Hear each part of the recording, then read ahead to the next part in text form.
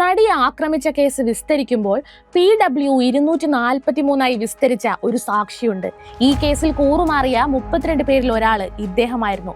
പേര് ഉല്ലാസ് ബാബു. ഇപ്പോൾ തൃശൂർ ജില്ലാ പഞ്ചായത്ത് മുല്ലശ്ശേരി ഡിവിഷനിൽ സ്ഥാനാർത്ഥിയാണ്. നല്ല മുഖപരിചയം കാണും. BJPയുടെ വക്താവായി ചാനലുകളിലൊക്കെ കാണുന്ന അതേ ആള് തന്നെ. ഇയാൾ ഒരു അഡ്വക്കേറ്റ് ആണെന്നത് കൂടി ഈ അവസരത്തിൽ ഓർമ്മിപ്പിക്കാം.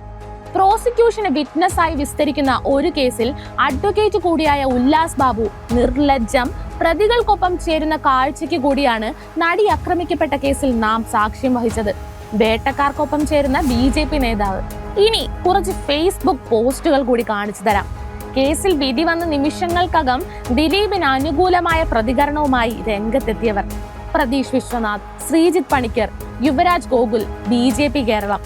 തുടക്കം മുതൽ ദിലീപിന് അനുകൂലമായി നിലപാടെടുത്ത R ശ്രീലേഖ തിരുവനന്തപുരം നഗരസഭയിലെ BJPയുടെ ചെയർമാൻ സ്ഥാനാർത്ഥിയാണ്.